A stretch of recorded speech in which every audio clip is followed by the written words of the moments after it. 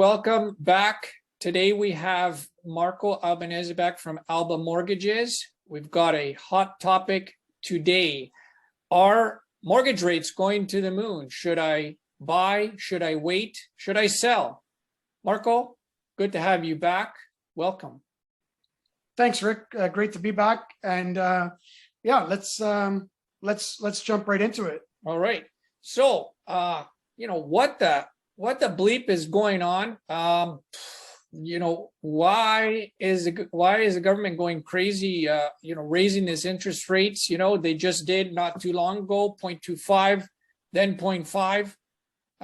Now there's even talk of possibly 0.75% rate hike. Like, what the heck is going on? And why are they doing this? Yeah, the biggest reason why they're doing this is what they claim is to say that they want to stem inflation, right? So inflation went up to 6.7%, a rate that we haven't seen in 30, 40 years, or whatever the numbers that they're saying. You can see where the price of gas is going, food costs, everything, right? Everything is going up in price. Well, don't get me started. But at the same time, 182. I'm sorry? 182 on gas. Don't get me started. I'm going to start riding a skateboard everywhere. Well, and so this is a part of it. I mean, is it inflation that is raising the price of gas? Let's not get into that, because I have my own theories on gouging and what's going on in the market. Because at the end of the day, if we're to believe Tiff Macklem, the governor of the Bank of Canada, even with these rate increases, it's not going to change the price of fuel. So it's gone up, to your point, 0.75 since our overnight rate was at 0.25. So now the overnight rate standing at 1%, prime rate at 3.20. So what have you seen prices go down? I'm sure everyone is comfortable to say no, they haven't, right? So what they're trying to do is literally increase it as high as they need to, right, to get to an overnight rate. So again, right now it's standing at 1%. They want it to be at the 2 to 3% range. Some lenders 2, some 2.5. Who says 2.75? I think Scotia even predicts it to go to 3%. Wow. So what this is going to cause is people to really reduce the type of spending that they do on a daily basis. Unfortunately, it's falling on people that are currently looking or have purchased a property within the last 2 years, in the last 6-8 months, where rates were extremely low and extremely digestible, right? And then depending on what kind of mortgage product you're in, you're seeing your monthly payments fluctuating, again, depending on the type of whether you have an adjustable rate mortgage or a variable rate mortgage. So you said an interesting thing there, that their target, I guess, to combat this inflation is to actually reach the overnight rate of around, you said between 2 to 3%, so let's call it 2.5. Now that to me implies that if over the next several months they raise this overnight rate, by another 1.5%, that implies, whether they do it, whether the Bank of Canada does it over, the next 2 meetings, 3 meetings, whatever, 5 meetings for the rest of this year, that implies that, mortgage rates, the prime bank rate can go from 3.2 to possibly 4.75%, maybe even 5%. What the heck would that do to to affordability for people buying houses? Weren't they trying to actually make things more affordable? So how does this help somebody buy a home if now they're going to pay that much more for their mortgage? Unfortunately, Rick, and we can even go back as far as 2017 into 2018, when the government brought in the stress test at which right now stands at 5.25%. Right. Right. So they basically came out and the president and CEO of the Canada Mortgage and Housing Corporation, CMHC, as we all know them, as a mortgage default insurer. Its leader at the time, Evan Sadal, he didn't make too many secrets in publicizing that people in Canada were too obsessed with home ownership. Right. So they took the purchasing power, right? To your point, they hurt the people that they say that they're trying to help, right?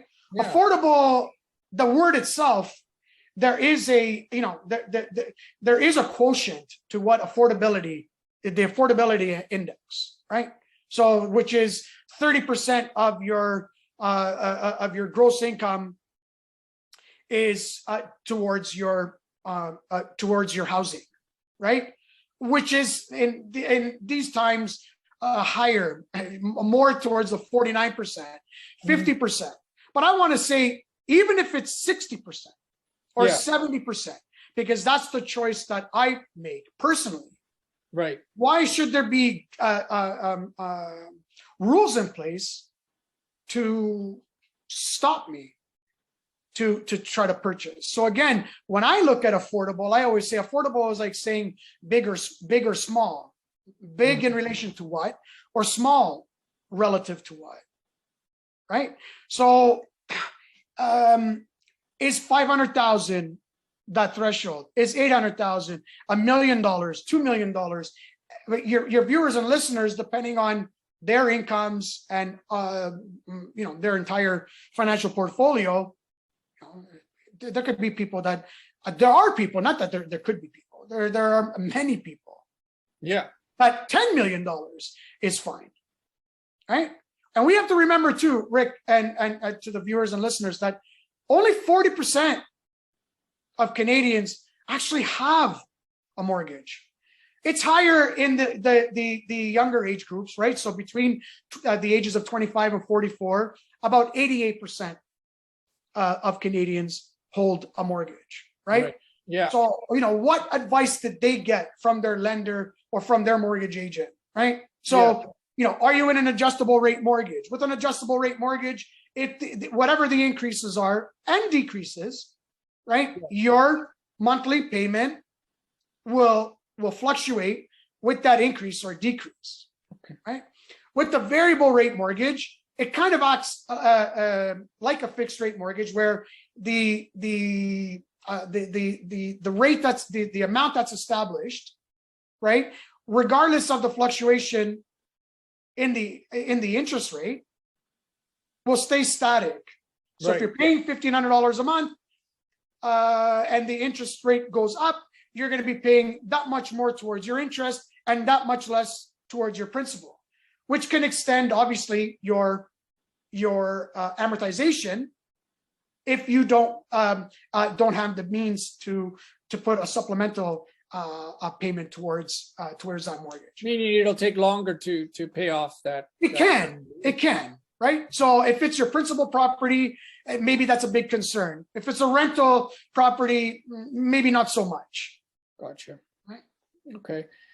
So on that note, the burning question is, we've got a lot of people on the sidelines, or many people that own a house or investment property, and we've got to kind of look at this from both perspectives. So starting out with, let's say I'm buying my house, my first home, or again, I'm wanting to upsize, my family is growing.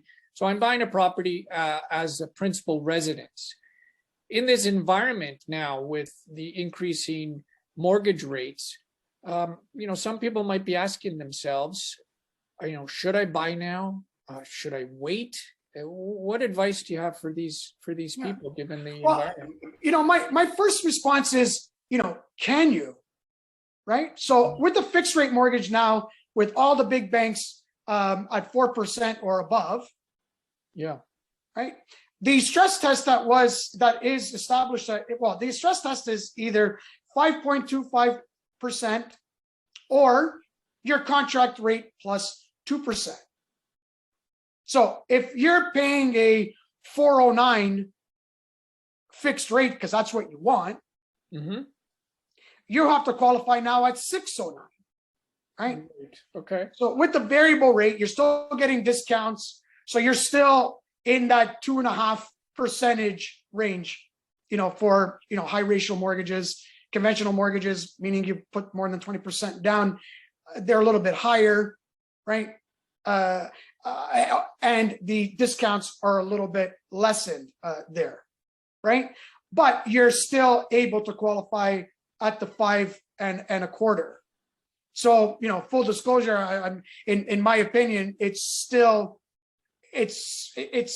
better to be in a variable rate mortgage, also because over the last 25 years, there's clear data out there from any of your big lenders, even though they try to push the fixed rate mortgage on you. The 5-year fixed is almost as common as saying Coca-Cola.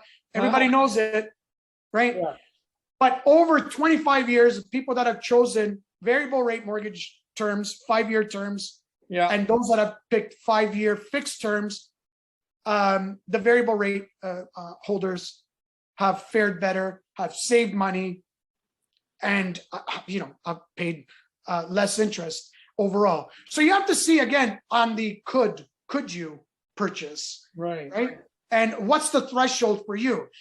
Is this going to take some people out of the market? Yes.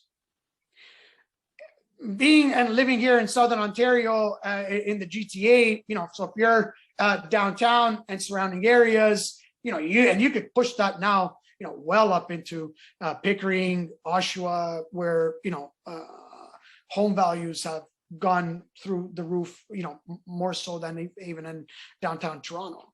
And if you come down into your Mississaugas and Oakville, Burlington, Hamilton, and going toward, more deep into the greater Golden Horseshoe, right?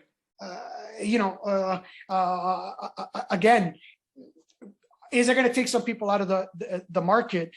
Yes, but if you are able to afford your principal residence or a secondary your secondary home, meaning a rental, an investment property, I shouldn't call it secondary, but as an investment property, yes, you're in a more difficult time in terms of where the interest rates are, but you might be also in a market where you're going to see a little bit of decrease in pricing, right? And for the people that are out or might be out of the market, you're going to start seeing an increase in rent, because there's going to be a competition for those spaces for people that are not going to be able to have the sufficient down payment, whether it's your 5% starting point or 20% when you're in the million plus, right? Exactly. With some caveats there as well. So in general, then, if you're going to be purchasing something as a principal residence, the idea is that you still want to purchase sooner rather than later if you can qualify, because I look at it on that end of the coin as well. On that side of the coin is that even if you do get a bit of a discount because you try to time things and you're going to save, let's say, $50,000 on $1 million home, but then you're paying a higher interest, are you really gaining any benefit there? Well, I mean, one, and I'm not trying to be cheeky, but until they figure out a different way for us to live, everyone is going to require a home, whether you've purchased it or you've rented it, right? And anybody of your listeners who I'm sure are going to include, major portion are going to be investors as well, right? But whether you're an investor or a homeowner, if you're listening to this, trying to time the market is futile, right? I let me pose a question to you. If you were able 5, 10, 15, 20 years ago, and you remember where you were at, and maybe it was a little bit easier back then, but it was still, quite an emotional and a massive impact to your life of what you were about to do. But looking at it, in those portion of years after, if you could buy your neighbor's house at that same time that you could buy yours, would you have purchased it? And I'm gonna say that 99 out of 100 are gonna say, of course I would. Yeah. Yeah. Considering what I paid for my house back in 2010, hindsight is 2020, but had I stretched, even if I had to partner and buy the next door neighbors or any house on that street, I'd be sitting really pretty right now. That's for sure. And then, to your point, had I waited even another couple of years, I mean, over time, the price just kept on getting higher and higher. And if I could go back in time, would I have bought, for example, instead of 2010, had I bought in 2006, my equity, my wealth would have been that much higher. So I see what you're saying. And I can give you a real life example with one of my clients that I'm working with right now, that was introduced to me from a realtor partner. They panicked at the outset of the coronavirus. Right. And they put their house up for sale, big house, pool, the whole, they thought that's it. The market's going to crash. Yeah. Best that we do this now. They also have 2 little kids. Mm-hmm. Right? So they sold their house. I can't disclose names or areas, but they basically sold their house. Yeah. Where 6 months later, on the same street, the both of them say, their house was just as nice and it didn't have anything, more spectacular than their own house. Sold for $600,000 more. Wow. 2 years after the fact that, there's properties on that street that are in the $1.8 million. And him and her regret it like no other thing that they can possibly regret. They've been renting for the last 2 years. So to not change their lifestyle, they went and rented out the big home that also had the pool. And if you're going to be paying that in rent, rather than a mortgage, then I always say at that point, again, you need to qualify and you shouldn't overextend yourself. And let's just assume the picture is comfortable for you to live in the house that you're choosing. And that's why working with somebody like myself, we put you into a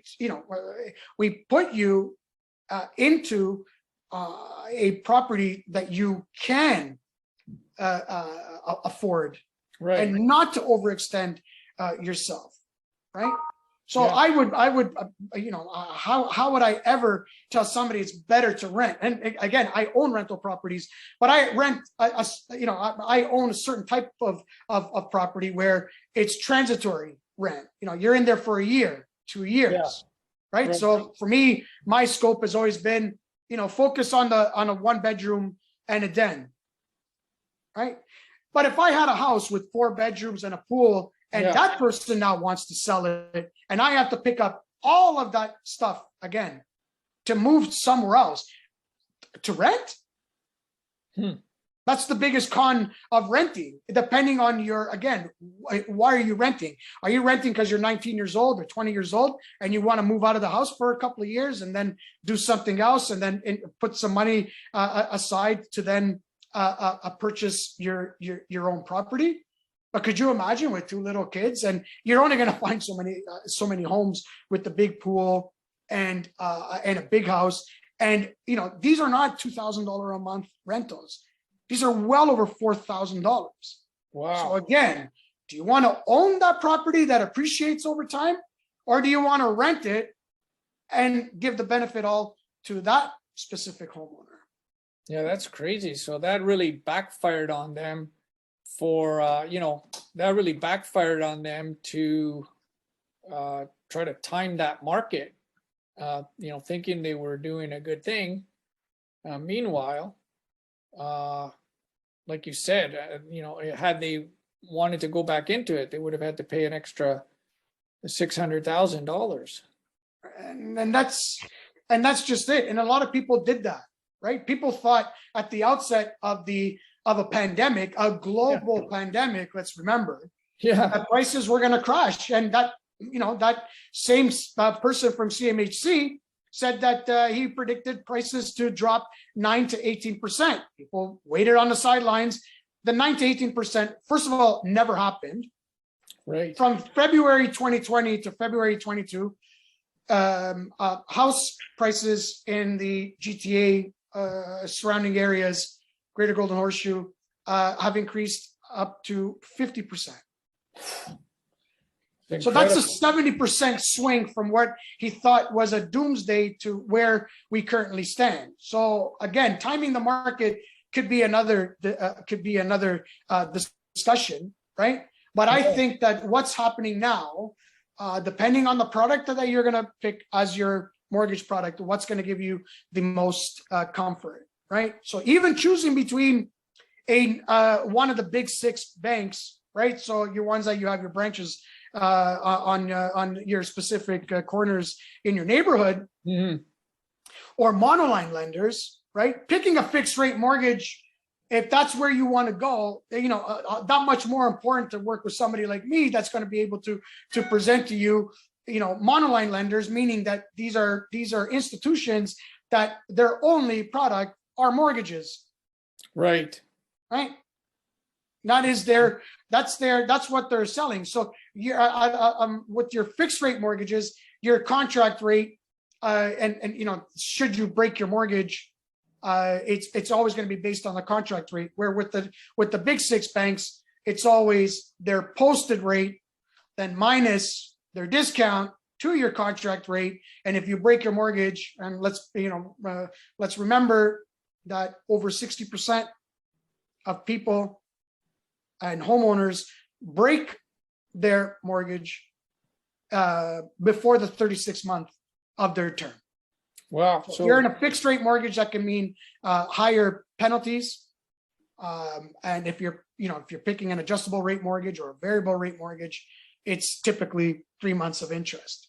Yeah. So let that be the guide, along with your financial picture. I call financial reality. This is your income. This is your disposable income. Yeah. Can you, right? And if you can, I think you should. If you shouldn't, and if you don't, it's because you can't, right? So not because I think that I'm trying to time the market to save, 10,000, 20,000, because in the areas that are, that specific house on a specific street is still getting 12 bids. Exactly. Yeah. And then that's the other thing that I was thinking about is like, these mortgage rate increases and whatnot. I mean, is it just gonna slow the growth of the prices of this real estate, or are things just gonna, level off? Maybe it's going to be a bit more of a balanced market. I think there's a lot of people out there that are under this impression that, these mortgage rates are going to rise, and then the price of all the houses, they could just go out there and cherry pick and, save hundreds of thousands of dollars. I mean, that's not necessarily going to be the case. I mean, anything could happen, but that's I agree, Rick. And part of that conversation has to be, are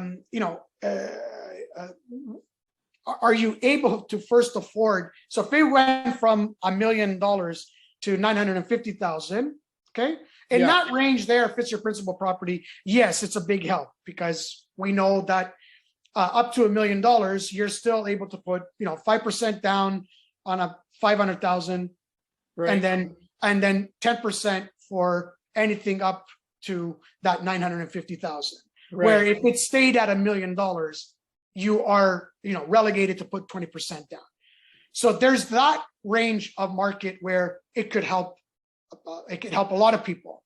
Much That, less than that a little deposit. swing. It Yeah. could be $20,000. All it has to do is dip below Yeah. $1 million. But you still have to, you still have to qualify, and you still have to be in a position to be able to afford even that. Right. Right. And so there's that discussion. Royal LePage CEO Phil Soper came out and says that he thinks that home prices in 2022 are going to rise by 15% and then taper down. So, and these questions are asked to all the chief economists of all the big banks, and he's, what do they predict? It could be 5% increase, 6% increase. Maybe 2023 it only increases by 1%. Maybe it stays flat for a couple of years. Yeah. Right. But you still have to live somewhere. You have to make that decision. Is my money better put towards owning a house or renting a house? There's arguments on both sides. Well, if you rent, you can do A, B, C, and D. Right. But, again, for the person that wants a fixed rate mortgage because they do not want drastic changes to happen in their life, as a renter, you're not protected, right? For example, I lived in Italy for 9.5 years, and when you rent the property in Italy, the minimum rental period is 4 years. Oh, wow! I didn't know that. So there's no renovictions. There's no that you are. We don't have those laws here. Maybe not yet. I don't know if they would ever come into play over here. Right. And then it's going to depend on the property as well. Again, for a bigger family, you're going to tend to be a tenant, year after year, but you cannot stop that homeowner for selling it. Right. Or moving in there themselves. Right. Or a next of kin. Yeah. So, imagine the stress that some people might have just on that. Again, different than your studio condos or a bedroom and a den, which again I've owned since 1995. When I bought my first property, these are transitory rental periods. Yes. Right. Whether through school or change a job, change a location because you're coming from somewhere else and you want to live downtown. To turn back to point number one, where do we see things going, and should you wait? Right. Well, that's if you wait and you're right, well, you're right. If you wait and you're wrong, it may have pushed you out of the market. I do know that since in the last 25 years, the annualized passive appreciation for real estate in the GTA is calculated at 7.08%. Wow, and that's pretty healthy. Well, and so to monetize that, or to use a different percentage point, in the last 25 years, home prices have gone up 453%. Wow. In 25 years. So if you've owned a house for 25 years, just go back. Whether you've owned it for 5 years, 10 years, even 4 years, even 3 years, what was the amount that you needed to put your down payment down on that house? And let's make sure that we make this clear to people even today. Whether you're saving 10 grand, 50 grand, 100 grand, or you're spending, or you're having to overbid maybe by only 10,000. Yeah. You're only required for that down payment that you're comfortable to then have the type of mortgage that you're going to have that follows your down payment. Yeah, that's important what you said. I like that because people do have to realize this.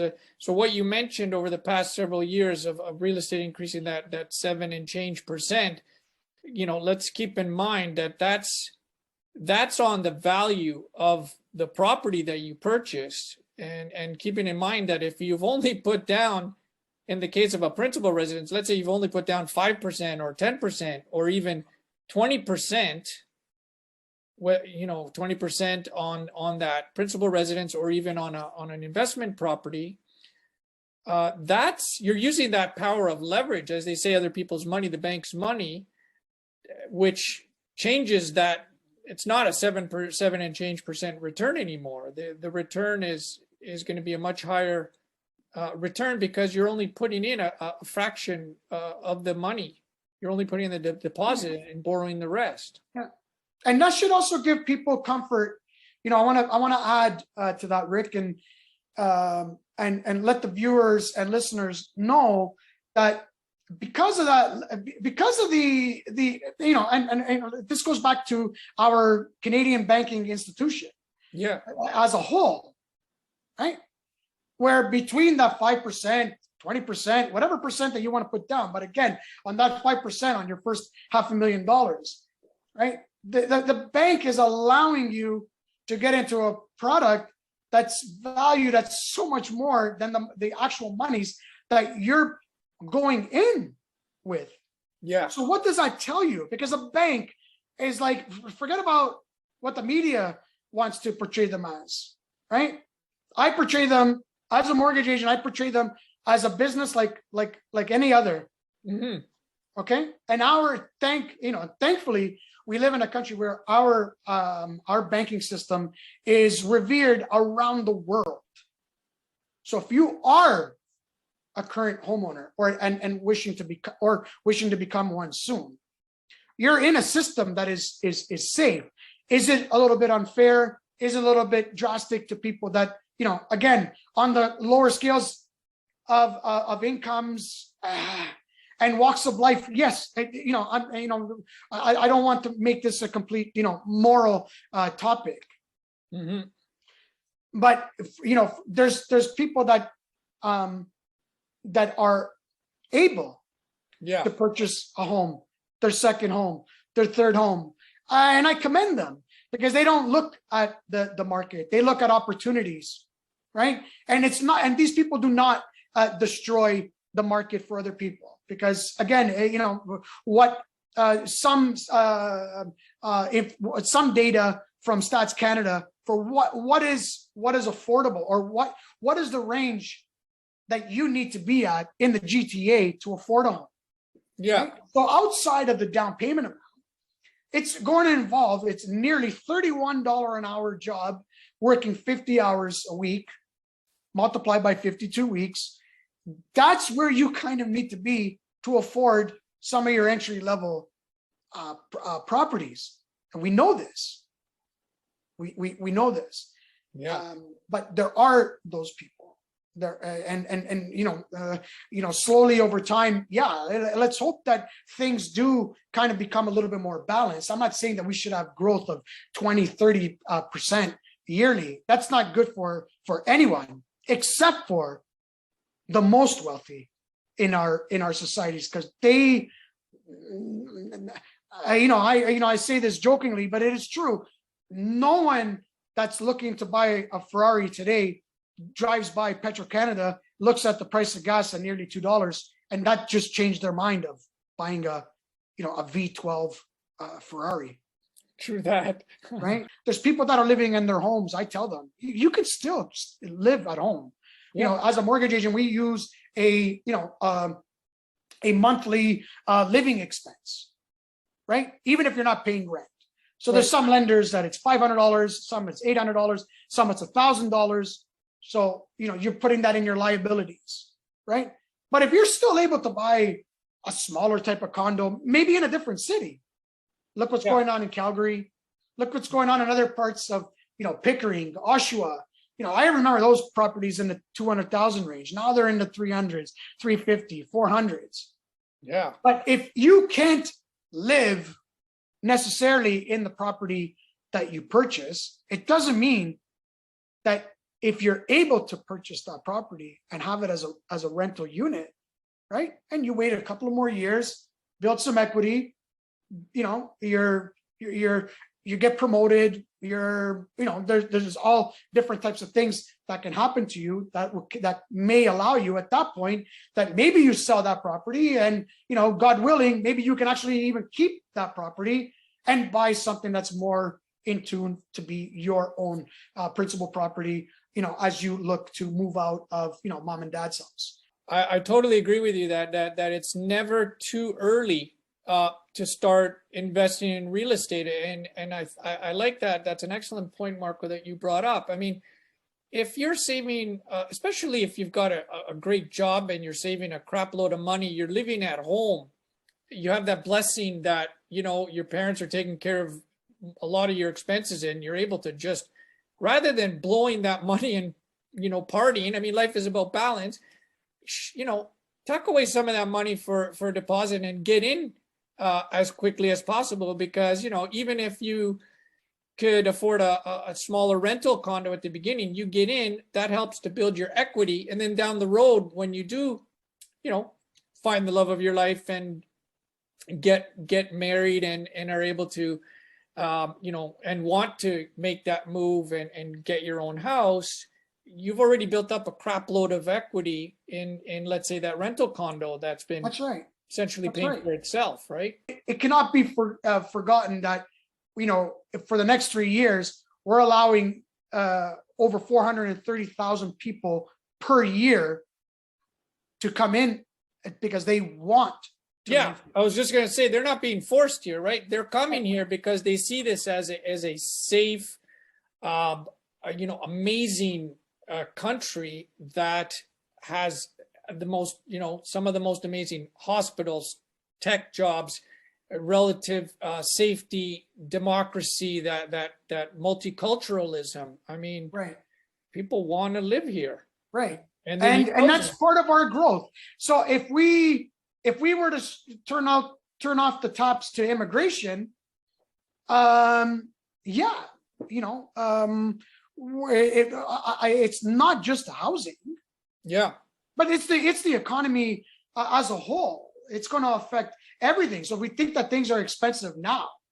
I shudder to think of what it would look like if that happened. We live in a fantastic country with great opportunities. And I had this discussion, or honest to God, I had this discussion yesterday with the concierge, who came from one of the poorest, if not the poorest, Eastern African countries out there.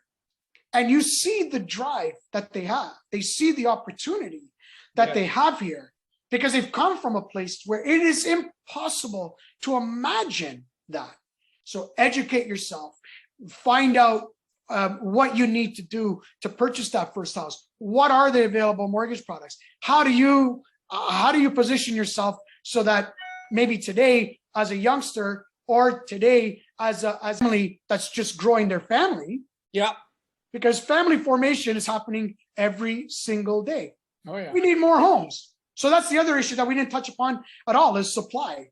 And we need that. I feel fully confident in sharing your contact information, of course, that's been on the screen here, as well in the video description, because I like the fact that they can reach out to you not only as a mortgage expert that's able to provide the right solution, you know, not only from one bank, for example, but you have a multitude of so many different lenders that you could put the right people and find the right match for them. But I also like that you have the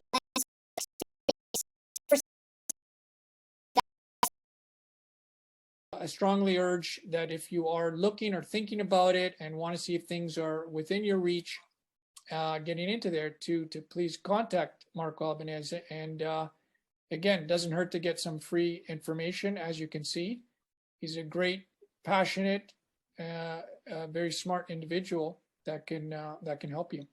Yeah. So thanks, Rick. I really appreciate it. It's been my passion since I purchased my first home, where everybody called me either dumb or crazy or both, and that includes family members. And you know, just for context, that was a 1,100 square foot, 2-minute walk to Lake Ontario. Wow. 16-foot, you know, ceilings, 16-foot, 2-floor condo loft. And I purchased that at $131,000. And the interest rate at the time was 5.75, which I thought, oh my God, it's free. Oh my what God. year was this- that? Wait, 1995. oh wow. Okay. Right? In the Park Lawn area. The coolest building that had come out. For me, it was the coolest building that, and it's still an awesome building. So 1,100 square feet, $130,000. Anybody here that's aged in their 20s has no idea what that, like, to think of that price is to think of a time, again, that's 1995, not 1895, Mhm. right? And at that time, listeners, viewers, Rick, everyone called me crazy. Why would you buy an 1,100 square foot condo, no less, for $130,000? Wow. That's over $1 million now. Okay, so That's again, for the timers of the market, like you see on the crypto.com commercials, fortune is for the brave. Yeah, exactly. And that's, that's incredible. And I just want to illustrate that is that, I know you've got a bunch of other, properties, and that was a motivating factor probably that made you leapfrog to the next level as well. But just to put it in perspective, even just that one move, that one property, is in fact life-changing. You said it spot on, Rick. It changed my life. And really, honest to God, how I bought that property was like this. I needed to buy something because I believed in real estate. And the reason why I bought my second one, right, 3 years after the first one, at the time I was making great money. I went in, I'm a passionate lover of cars as well.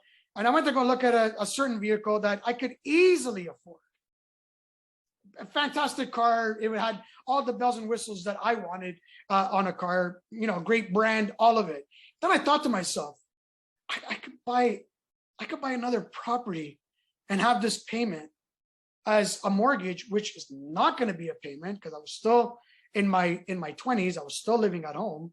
Now I'm going to rent this out. So I'm not even going to have that payment. I can kick the can a little bit further for the next car. Yeah. Right? Then I got a property 3, 4, 5, and I never put $1 of my own money to be in the house that I currently live in now. That's and we can discuss how you leverage your equity from other properties to buy your current property and future properties. So I thank you for the opportunity to speak and to be on your podcast, and happy to help anyone with the choice of the mortgage products that are out there, to discuss where you want to be, what you're thinking of, and to show real, dollarized examples of how you go about in becoming a homeowner, whether it's an investor or your first home. I'm absolutely happy to help. Exactly. Call him up, go meet him for a coffee, let him treat, and he'll help you out. So once again, a pleasure to have you on, and I'm sure we'll be chatting soon. Thanks, Rick. Thanks, everyone. Hope that helped. Love to share this free information.